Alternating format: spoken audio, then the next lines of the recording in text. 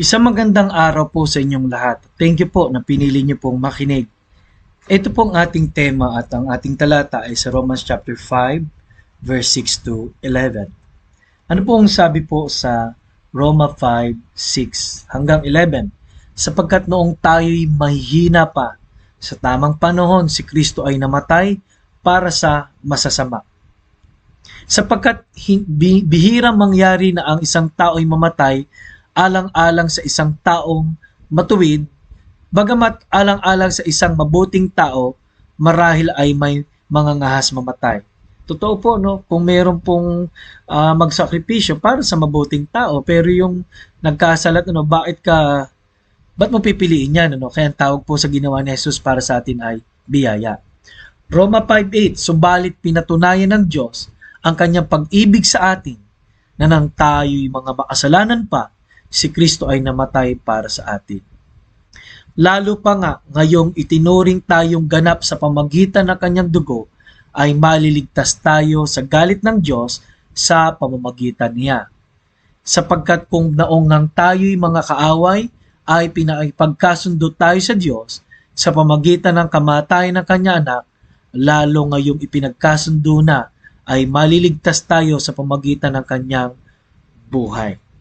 At hindi lamang gayon, kundi tayo'y nagagalak rin sa Diyos sa pamagitan ng ating Panginoong Jesucristo na sa pamagitan niya'y tinamon natin ngayon ang pakikipagkasundo. Napaaliwanag po, no, yung pagkasundo o reconciliation. Why? Kasi po, ang sabi po ng Bible, sa buhay po natin, unang-una, yung posisyon ng tao ay alanganin. Ano pong meron sa ating posisyon? Number 1 is weak, sabi po ng verse number 6. No, tayo po ay powerless laban sa kasalanan. No? Pag pinag-aralan niyo po yung verse number 6 of Romans chapter 5. Ano po? Basahin ko nga po ulit. Romans chapter 5 verse number 6. Ano po ang sabi po roon? For when we were yet without strength, in due time Christ died for the ungodly. Nung tayo wala pang lakas. Bakit po? Ay wala po tayong mailalakas na puwersa para po mahadlangan ang ating buhay na makasalanan. We are powerless, no? Naiharap natin ang ating sarili sa Diyos, no? Na para tayong TV na bukas lang at tuloy-tuloy lang doon sa mga palabas, ano po?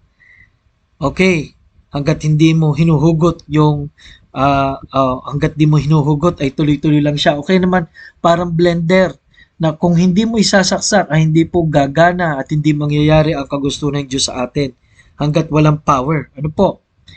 Noong tayo'y wala pa sa Panginoon. And then verse 6, namatay si Jesus para sa ungodly. Pag sinabi ungodly, ay wala talaga ang pagiging maayos, no? Lumayo talaga tayo sa tunay na kalooban ng Diyos. At sabi po ng verse number 6, no, tayo ay nagkasala, no? Tayo ay verse 10 ay may pagkakaalit sa Diyos. Tayo po ay enemies with God. Tayo ay separated and isolated from His will at sa kanyang purpose sa ating buhay. Pero anong ginawa ni Jesus? Namatay siya.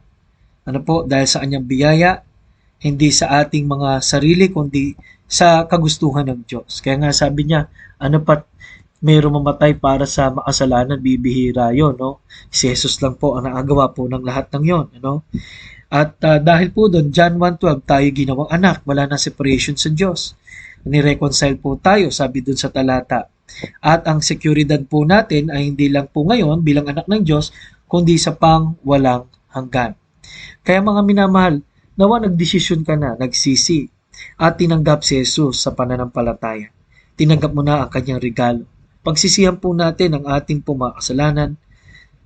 Pagsisihan po natin yung aminin natin na wala tayong magagawa kundi kailangan natin ng tagapagligtas. Kaya mga minamahal, napakahalaga po ng pagtanggap kay Jesus. Yan po, our decision, our reconciliation, and our position. Nawa po, sa mga oras na to, isa ka na doon sa inaring ganap at na-reconcile sa Panginoon. Dakilang Diyos, salamat po sa amin pong napag-aralan ngayon Nawa po, isa nga po kami doon sa binago mo at pinalayang.